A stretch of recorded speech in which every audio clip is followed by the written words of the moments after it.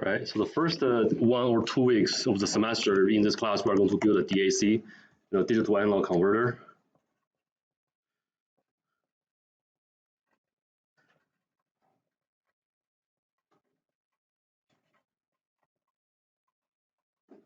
And the name of the DAC is called R2R DAC. Okay, so you can buy high performance DACs online in the form of IC chip. There are so many companies that are selling these. And you can design the DAC on your chip using Cadence. It's going to cost a lot of money because you have to fabricate it with TSMC, $6,000. Even though it's a tiny bit, it's a very tiny, only occupying a very tiny area on the chip. Still, the ADC, not the DAC, the analog to digital converter we designed 2 years ago with the senior Sam. The minimum amount of money we have to pay to the 2 mills was $6,000, and it's 2 by 2.5 millimeters. So it's about, I don't know, like this size, this much for the die, for the silicon die. But eventually the ADC, because they are all built in integrated circuits in the transistor level 180 nanometer technology. So the ADC eventually is only about the size like a top. You know what I mean? So this is drawn in scale. So this is the ADC we designed 2 years ago, and this is the whole area that we can build our circuits on 2 years ago. So eventually we built 4 in 4 corners like this. All the rest of the area is just empty. It's a waste of money. But there's not another option. The minimum amount of money you have to pay. We got one run is $600, and the size is 2 by 2.5 millimeters. Just to let you know. So if you build a DAC on the chip, it could be similar size. It's just a tiny dot if you look at it on the paper like this. Okay, so R2R DAC, it looks like this. We're not going to derive the voltage and current properties of it today, but just let you know, it looks like this. And we're going to build it in LTspice.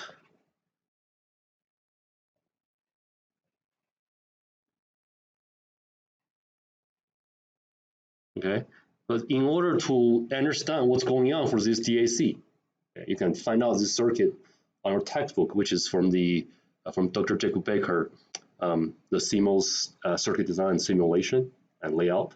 That book, you can find out the name of the book on the syllabus.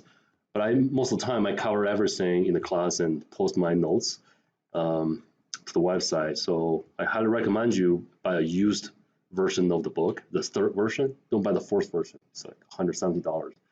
So the used 3rd edition, I think, is only 60, 70. I don't know.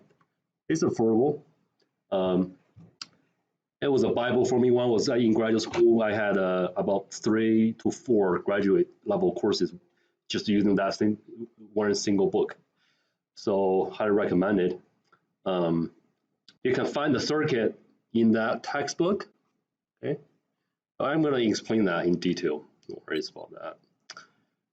Okay, so that's R2R DAC. It's a 3-bit D0, D1, D2.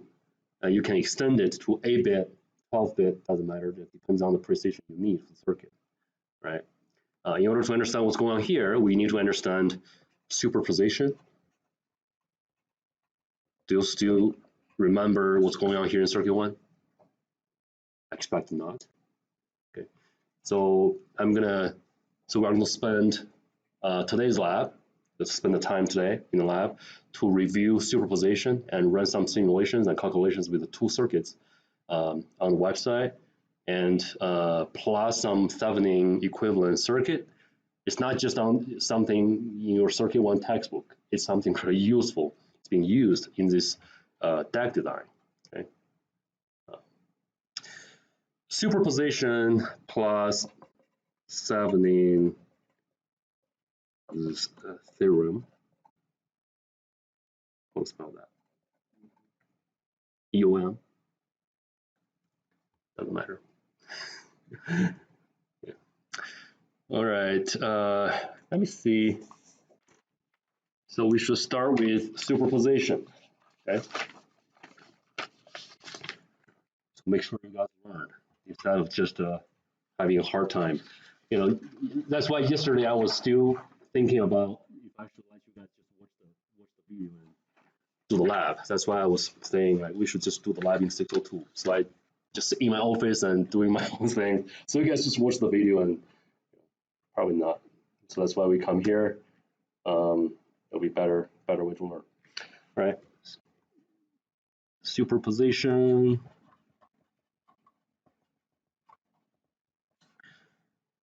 For example, here's a circuit. It looks like this.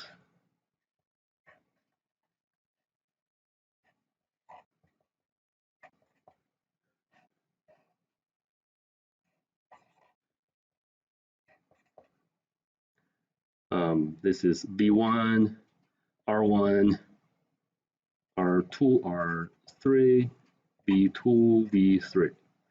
And this is output network. It's called Vout. And this is voltage node. Remember node voltage?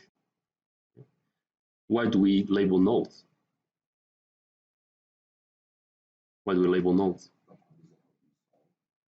Yes, but why nodes? Why not something else? Because the same node has the same what? Voltage. It's the same conductor. In theory, it's just a perfect conductor. It's the same voltage. Okay? Have any loss. This is node 2, and ground is just 0. Okay, just labeled as node 0. This is Vout, which is an output network.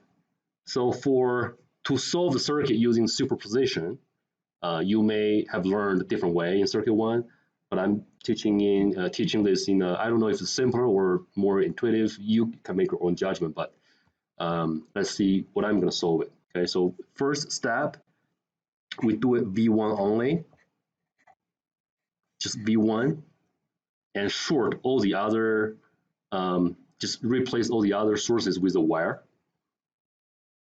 And the second time, you do V2 only, but short all the other sources with a wire. And the third time, you do a V3 only, but replace these sources with a wire. And each time, you calculate the Vout, okay, with a certain polarity. For example, you count Vout as plus minus like that. It's a voltage drop from here to here. You have to keep it consistent, okay, every time. When you have V1 only, V2 only, or V3 only, when you're calculating Vout, you have to keep it consistent. It's plus minus like that, right? And then eventually you calculate Vout, 3 versions of Vout from the 3 steps, and you add them together to find a final Vout. That's it. It's just a superimposing the effect from each voltage source. When you are calculating the effect from each of them, you just ignore the effect from the other ones. So how do you ignore that? You just replace it with a wire. This is a really important theory, not just being used in circuit 1, and not just being used in the DAC, but also used in analog, used in amplifiers, using op-amps. It's a very useful theory, but also a very useful way to think about circuits and calculate it intuitively. Okay, so V1 only, let's see, the circuit becomes this wire, right? Short this guy, not short this guy, but replace it with a wire. Okay, the same 2V3, V1, we got R1, R2, R3.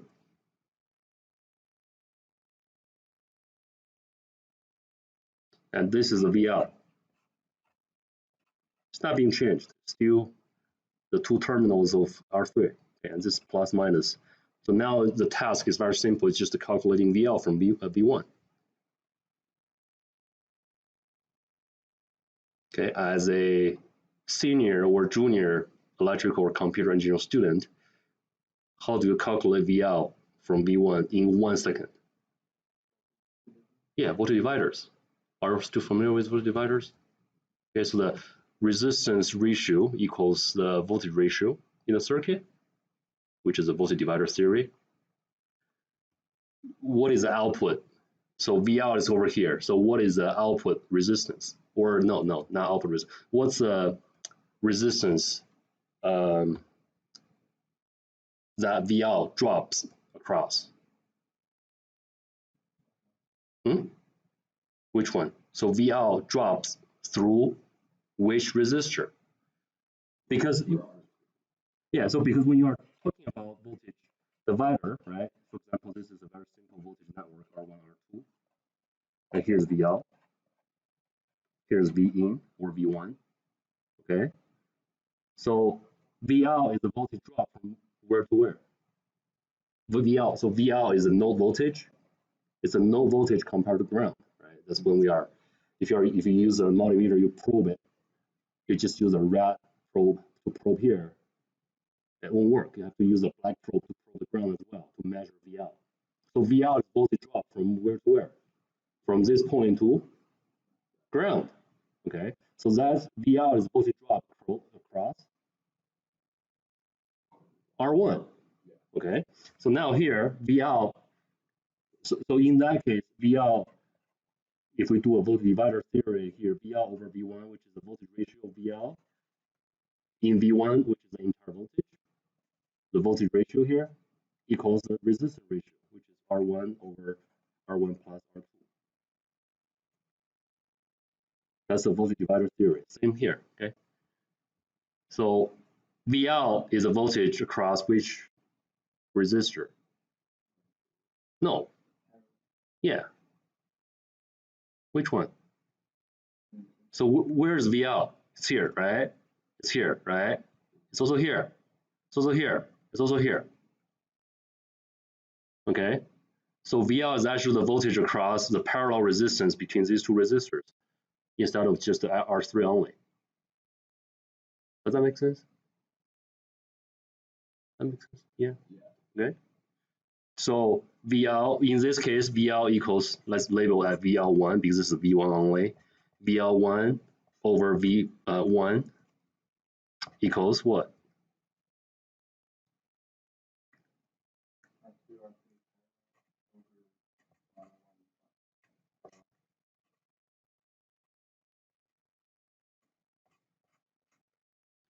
Okay, so that's for V1 only, and you got a VL1. Okay, it's just a step one. Any questions by far? Feel free to ask any questions you have. Eventually find out circuit one is the most important course I've ever taken. I visited a friend who is a professor in a community college in Chongqing University, and he has a lab just for building all the medical equipment for any contractors. He doesn't have a company, but just whoever has the equipment they want to reverse engineer, and he's super good at hands-on engineering, electrical engineering, computer building software, hardware, and they just recently collaborated with a company, sold a machine called cardiac defibrillation machine, which is being used in the emergency room, and that one was sold a few thousand pieces a year, and they earn $100 million just every year right now.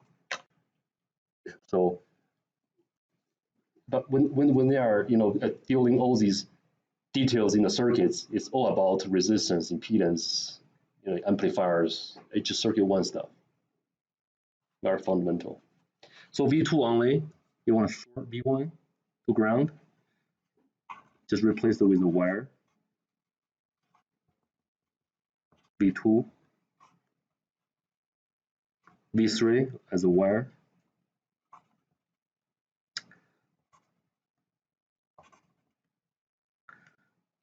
V out is still here, plus minus. Label it that way. Make sure you label the same way throughout all the three steps.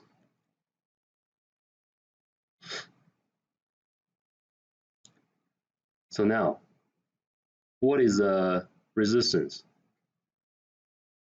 that V out drops across?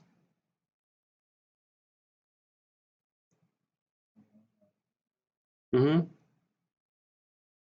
you think so? Does everyone think the same way?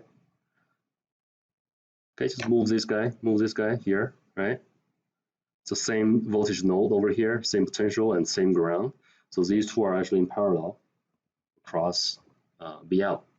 So eventually it becomes V out number 2 equals or over V2 equals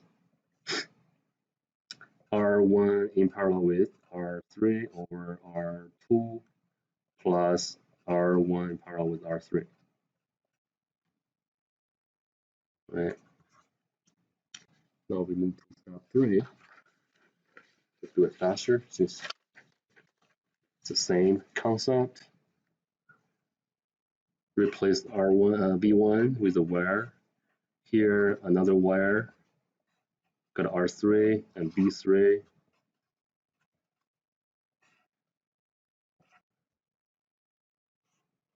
Just keep it same. Polarity here. R1, R2, R3, B3.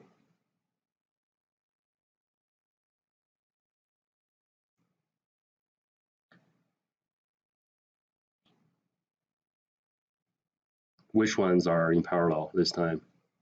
So this is V3 only, right? Step 3. Is that R2 and R3? Mm-hmm. Which ones? R1, R2? Okay. And this time VL3 equals over V3 equals R1, R2 in parallel, and R3 plus R1, R2. So now you got the final VL equals VL1 plus VL2 plus VL3, which is R2 in parallel with R3 over R1 plus R2 in parallel with R3 plus this one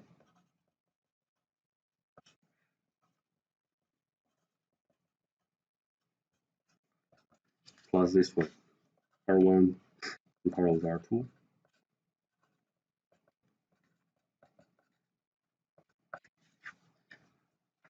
Okay.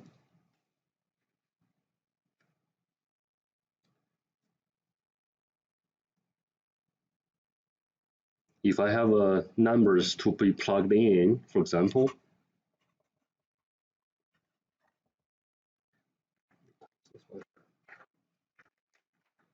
if R1 is 2K, again, in asking this question in circuit 1 for a long time, you guys are junior seniors, I'm pretty sure you guys can answer that correctly. So why all the resistors are several Ks? Always like 2K, 10K, 1K.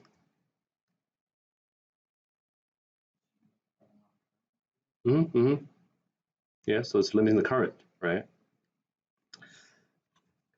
R2 is 4K, R3 is 6K, V1 is 2 volts, V2 is 4 volts, V3 is 6 volts. We plug in the numbers into it. VL is calculated as, I'm going to simplify the process over here. It's somewhere around 2.7 volts. Okay. And I'm going to do a LTspice really quick if you guys are not very familiar with that. It's been a long time. And let's verify if VL is exactly what we expected, right?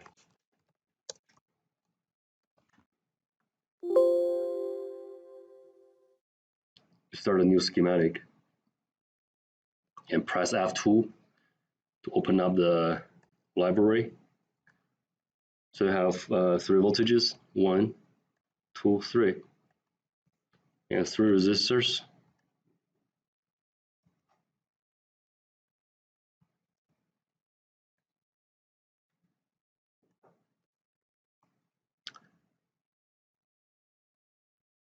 And V1 is, let's use the numbers over here. V1 is 2 volts.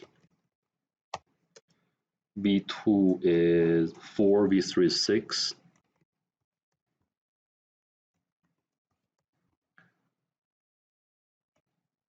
Do you have to put a V here?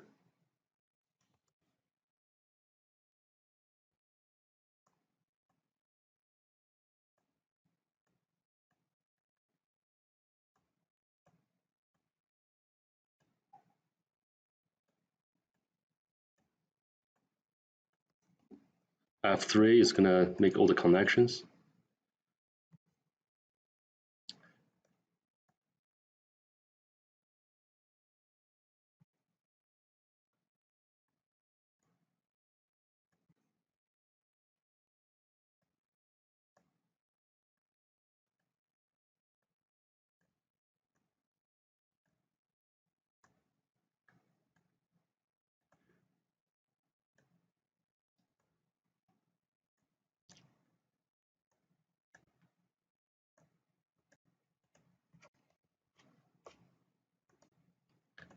So what type of analysis we should use?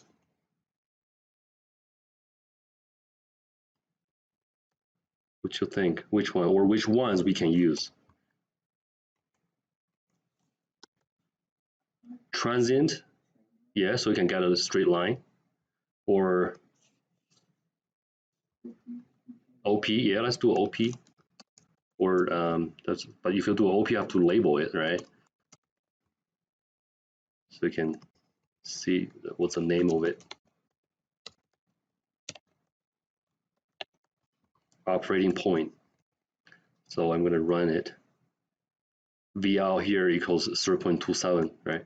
So this is usually how you verify your calculations using LTspice in this class. Okay, so you can make a snapshot of it and copy and paste or save it as an image and load it to your lab web page. I already sent you the account credentials, I think. If you cannot log in, let me know. Okay, so you can do OP as operating points, and it's going to show all the voltage nodes or the node voltages and also branch currents over here. Or you can do a, what's the other way to do it? Dot tran, right? Missing stop time, yeah. So it's gonna, let's just do a 0 to 1 second simulation and run it. It's gonna show a straight line, and I'm gonna probe this point. It's gonna be it's gonna show the voltage over here. So you can probe it and show the voltage here, and make a snapshot, right? I'm gonna make a snapshot like this, okay, and tell me this. No, not this one. Not this one. Sorry. Just highlight it, right? Shows this figure on your white page on report. Questions by far? Clear? Easy? Right? Okay. So let's take a look at the circuits on the website. So the first one, task 1, review superposition spice. That's what I just did. And it's also asking you to do a spice code. Do you still remember how to code it up using spice? So if I because this one has these nodes that I just labeled here, okay, here, right? So I right click and I start, I just name it whatever I want, right, to circuit. And you need a title for it.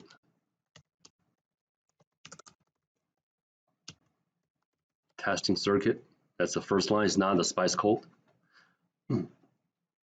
And then you start code it up. So for V1, you have to start with V, right? So whenever you type a V here, Spice will recognize it's a voltage. And then you can label whatever you want. It can be V1, V whatever, VR, it doesn't matter. So it just has to start with V. Let's say V1 here. V1 is a voltage drop from node 1 to ground, and the voltage is 2 volts, okay? And then R1 have to start with R, so it can be recognized as a resistor. R1 is from, if you look at the circuit here, it's from node 1 to node 2, node 1 to node 2, and the resistance is 2K. And then you move to R2, which is node 2 to, I didn't label it, but let's label it as node 3. Okay, and the resistance for R2 is 4K. and V2. So here's 3, right? Here's 4. V2 is from 3 to 0, and the voltage is 4 volts. And R3 is from node 2 to node 4. Is this the same node here, right? Same node, so it's from 2 to 4, 2 to 4. And R3 is 6K, and V3 is from node 4 to 0. And the voltage is 6 volts. Okay, and then do a dot trend analysis, save it, open LTspice. Wait, no, LTspice. Why? LT. Okay. So open it up, right? Click open and go to desktop. So it's not showing up here because we didn't specify the type. Just put O files and double click that circuit file and run it. Missing stop time. Just had the same mistake. Sorry for that. From 0 to 1, right? Save. Close it. Save. Run. Then what's next? You cannot specify the whatever data you want to plot, get plotted over here in the monitor. So I have to right click, add the traces. So the VL is actually V what? Tell me, V what? V2. Is that correct? VL is V2. So we just click V2 and plot it to exactly the same voltage. Okay, so this is how you do it with the SPICE code, right? Hand calculation, simulation results, handwriting, the circuits in SPICE code only. So it's code only, okay? Do not use symbols and schematics. Use the superposition theory to calculate all the voltages and currents in the following circuit. So I just did the voltages. How do you calculate currents with superposition? I1 only, I2 only, I3 only. You don't have that current source. Yeah, just use the voltage. Use the voltage, you have the resistors, so you can calculate all the currents, right? I1, I2, I3 for all the branch currents. Label it properly, show the calculation process for credit, verify all the values using LTspice. Okay, the first one, straightforward, right? Any questions for the first one by far? No? Okay. And the second one, review Thevenin's equivalent circuit and RC time delay. I'm going to go through that really quick. So for the circuit you have to build here is also a SPICE code only. So I think it's very beneficial to do it because if you always load the pulse function, you'll never know what are actually inside. If you have to code it up, because you have to type it by yourself, you know what they are. So for the pulse function, it's a square wave. So you'll see why we need a square wave. We are looking at time delay, we need a square wave, it's a digital signal. And the first argument here is low voltage, which is the voltage, the ground, right? It's usually 0. And then high voltage is the logic 1. So logic 0, logic 1. So 0, 1, usually it's 0 volts and 5 volts, right? That's what the values we usually use. Time delay, when do we want to start the pulse? It doesn't really matter, actually, if you are getting a periodic pulse. Rising time, which is the slope, it takes how much time to rise to the top, logic 1. Falling time, the time it takes to fall to logic 0. On time, the on time. Period, Why do we have to define on time and period? Look at here.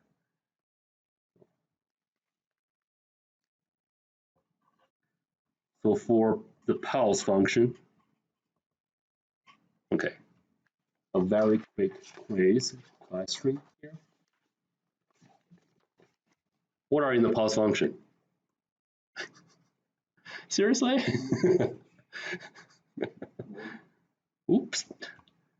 Low voltage, high voltage, delay, rising time, falling time, on time, period, right? So low, which is logic 0, high is defines how high it should be, the voltage, and time delay, which is when you want to start the pulse, the series that you define over here, when do we want to delay it, how long you want to delay it. And rising time, which is, I didn't draw it, but it's like this, right? The rising time, here's the rising time. And falling time is here. Make it short, don't make it like 1 second. 1 pico, just put a 1p there, 1 picosecond. Make it sharp, fast. On time, right? This is on time. This is rising time, this is falling time, this is on time, here's on time. So why do we still need a period? I already defined the on time, why do we still need a period? Yeah, you need the off time, right? So on time is not defining the off time. If you define a period, for example, here is a period, okay? So the period subtract the on time, you're getting the off time. So you don't have to define the off time because you define the period. Got it? Okay. And come back here. So you understand what's going on for the pulse. You can use the pulse function to test the time delay of the circuit. So when you have a nonlinear component in the circuit, you got a time delay. Okay, it's not because it takes time to charge it up. It's like a bucket. That's the example I usually use. And the voltage source is like a water source. You are filling up the bucket.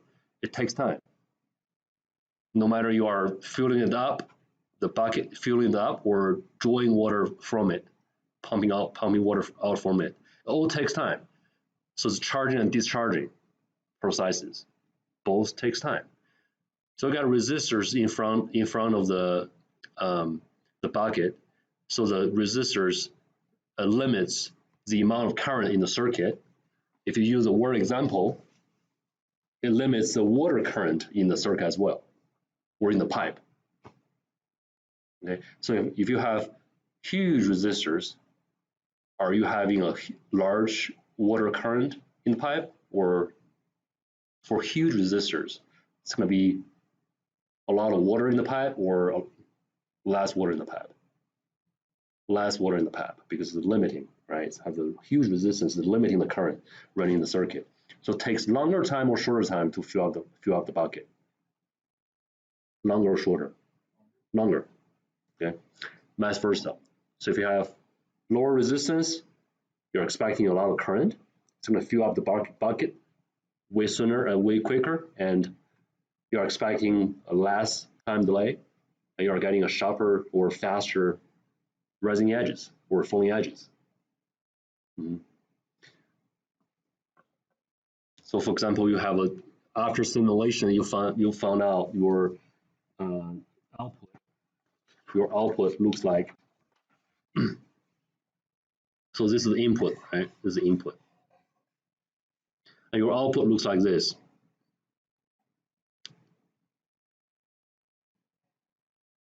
What's happening?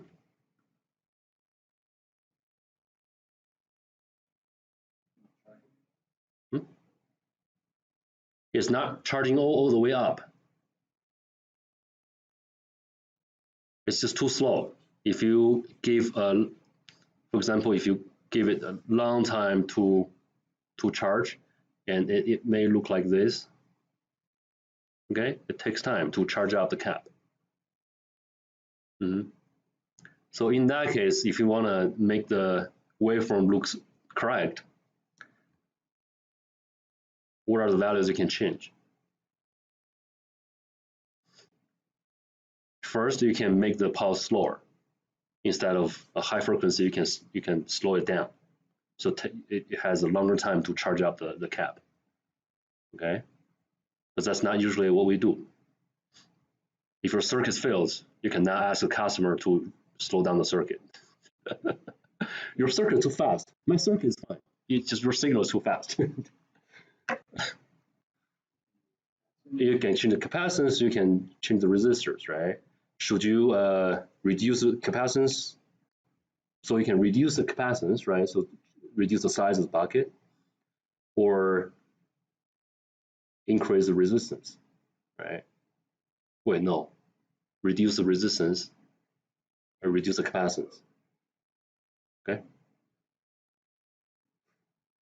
So for a time delay, we calculate it this way. 50%, because the rising edge is pretty sharp. It doesn't matter. Actually, the rising time is getting ignored.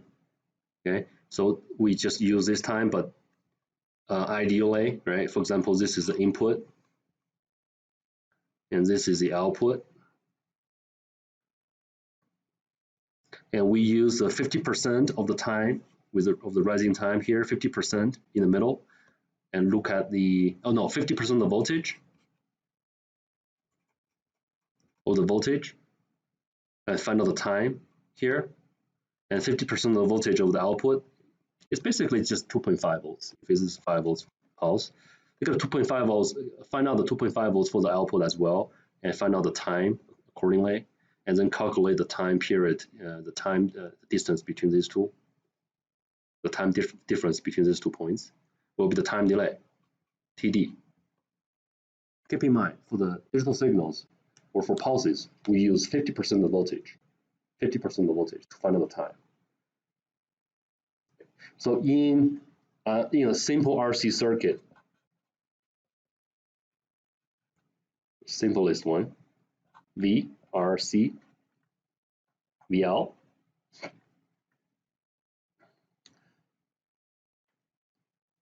And we are using a square wave, not a sine wave. Keep in mind that's different. Why is different? So for example, for the sine wave, we calculated so that, and I don't have the time to go through all the calculations, but the conclusion here is the time delay for this one. So for example, here's the V in, that's V in, which is the square wave, and this one is the VL. The time delay between V in and VL is 0.7 RC, it's a constant. This is something you need to remember. Can be an interview question in the future. Okay, 0.7 RC can be on the quiz as well in the future, this class. So for the square wave, it's 0.7 RC. Okay. So if I use a sine wave instead of a square wave, I think you must have learned this in circuit 1, right? Use a sine wave, your output got attenuated and delayed.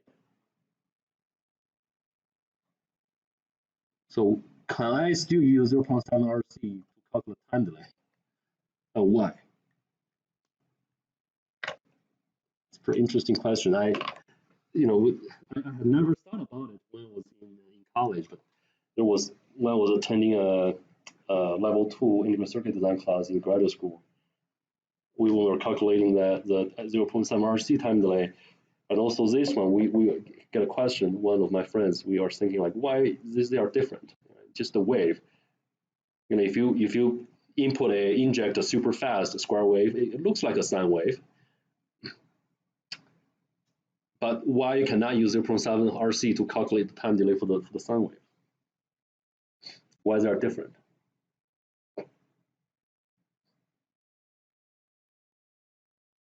What's the difference?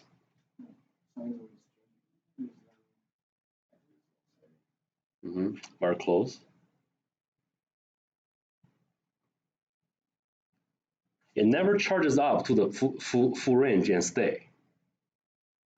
Okay, but this one charges up to the full range and stay there for a while. So your output get a chance to to charge up to the top. So you got this one always changing. So your output will never get a chance to charge up the full voltage range. Is that correct? Okay. If you inject a sine wave, here it doesn't matter.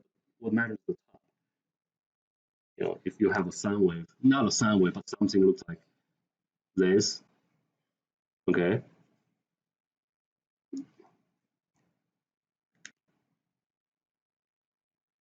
Ignore that. I don't even know what is that. It's nothing. Never mind.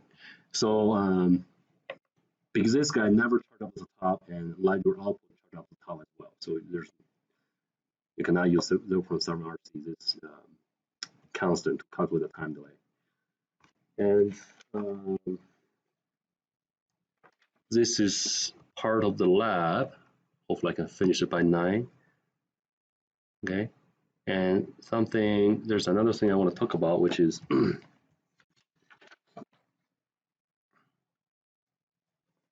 Thevenins.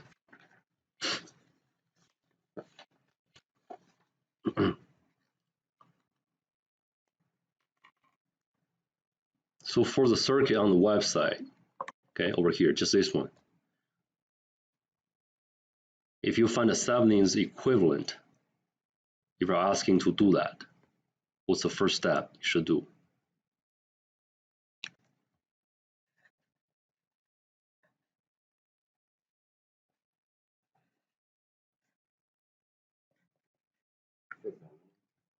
Hmm? Only short the voltage first. Mm-hmm.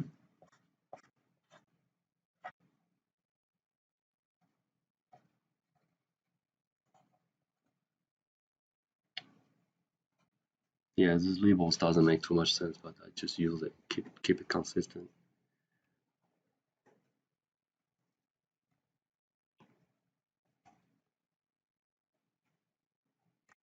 The first step is to find RTH.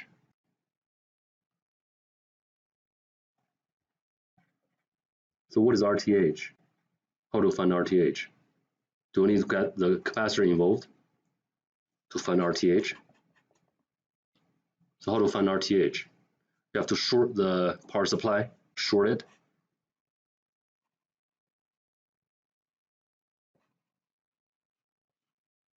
Do you have to get CL involved? No. Why we're not getting the CL involved? So now let's still come back to the objective here. Why we are doing a Thevenin's equivalent circuit here? Why we're taking the effort? It simplifies the circuit. Okay. Mm-hmm. What? We need a voltage out. We need a VTH, actually. It's a Thevenin's equivalent voltage. Okay, so the reason that we need a Thevenin's equivalent circuit is because we want to simplify this area. Why? Because we know that if you have a circuit like this, you can easily calculate the time delay as 0.7 RC.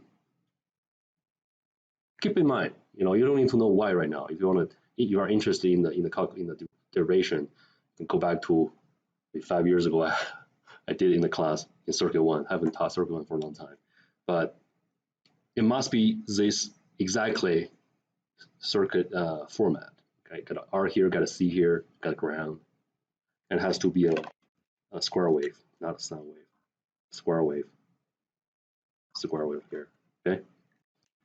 If you have a circuit like this, VL will be 0.7 RC seconds time delay later than this one. Remember that? Okay, make sense? Okay, what's the time delay for the RC circuit? What is the time delay for the RC circuit? It's just too simple. I'm sorry, just asking you a too simple question. What's the time delay of the RC circuit? Come on, what's the time delay of an RC circuit? Just one R1C. What's the time delay? Huh? But when it's just one this circuit or when it's just one? Just the one R1C. What's the time delay for the RC circuit? 0.7 RC. Just repeating myself. Okay, just want you guys to remember that. Okay. All right. Is this a simple RNC circuit? No. So we want to do what? Thevenin's equivalent. Convert it into Thevenin's equivalent. So now it makes sense why we are not evolving this one into the circuit conversion, because we're just changing the resistors. This one is fine. We want to keep it there. We need a C in the RC circuit.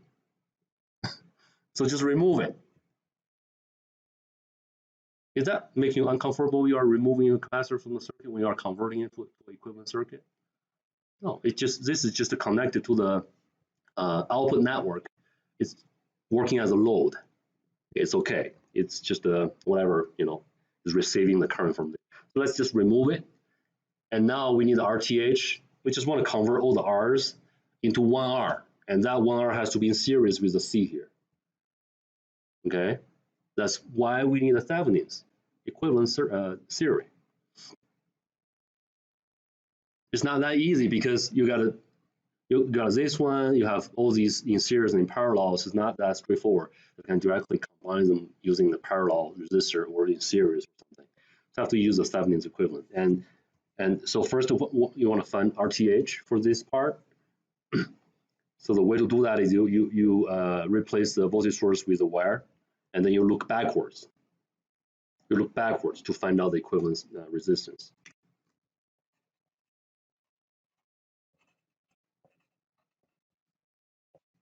Okay, look backwards. Look that way. It's going to be a different result if you look the other way. Okay, you have to look that way. So if you look that way, what's the equivalent resistance of this network? It's actually the resistance if you probe it across these two terminals. That's the resistance you're going to get, right? Where should you get started to find out the equivalent resistance? Where should you start with? Here, right? They're in parallel, just in parallel and short to the ground. So these two, if you look from here, these two becomes R4 in parallel with R6. So you can convert these two parallel resistors into one resistor. Then what's next? So now you got this, right? So replace it with one. It's R4 in parallel with R6. What's next? Yes. Then what? Okay. So that's RTH.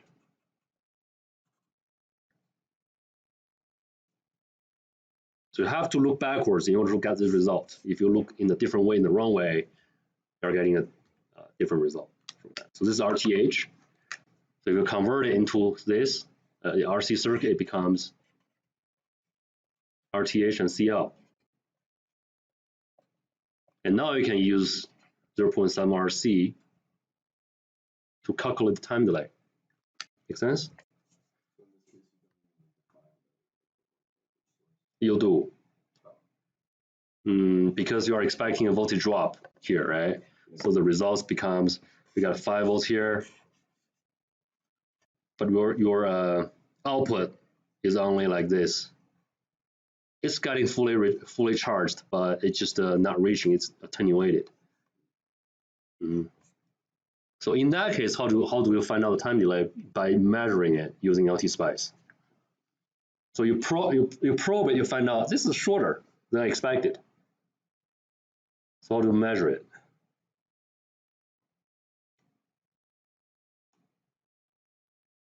So this is gonna look like this. So make sure this is fast, right? So for the input, you don't want to make like this, okay? Make it fast, like 1 picosecond.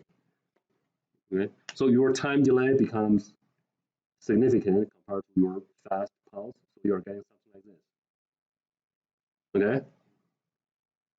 But for this one, it looks like this.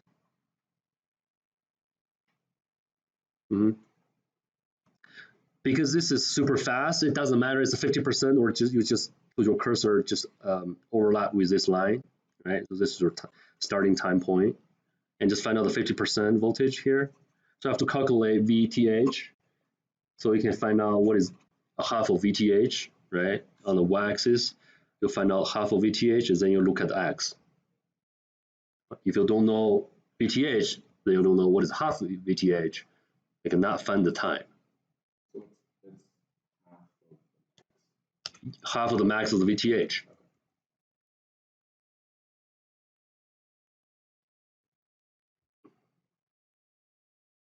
Okay. What else in here? So I just asked you guys to convert into Thevenin's equivalent. Oh, so do you still remember how to calculate Thevenin's voltage? So RTH is already calculated. So VTH will be just whatever voltage. You ignore this guy and just calculate the VL here. VT, the voltage here becomes VTH, right? So what's the voltage here? So this is grounded, right? You have these two are in series and in parallel. So it becomes R5 plus R7 and in parallel with R6.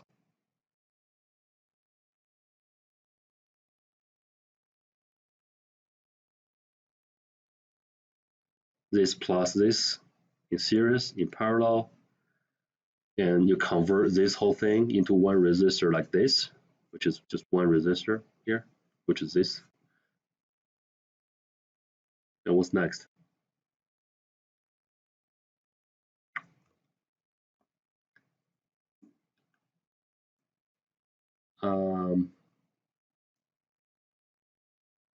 Yeah, what's next? This is a really good question, actually. I designed the circuit, I'm so proud of it. So here's the question. Is VTH the voltage that you can calculate it using voltage divider? VTH equals, because you convert the whole thing here into one resistor like this. So is VTH a voltage like R5 plus R7 in parallel with R6, and using R4 plus R5 plus R7 in parallel with R6? What's the problem with it? Yeah, it's a different node. So what is this node? I know it's not VTH, but what is this node? Where is that node? Yeah, here. But we want to calculate the node right above R7.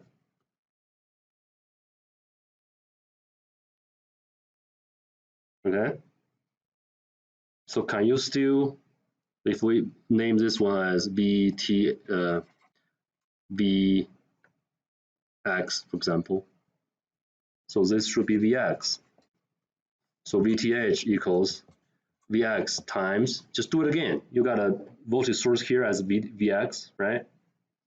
So just do it again.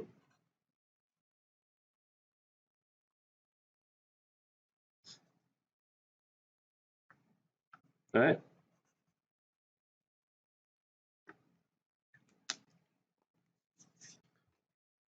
Any questions so far?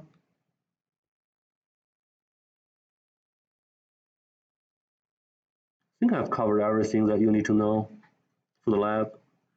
You still have like 2 hours. You're comfortable with starting working on it right now?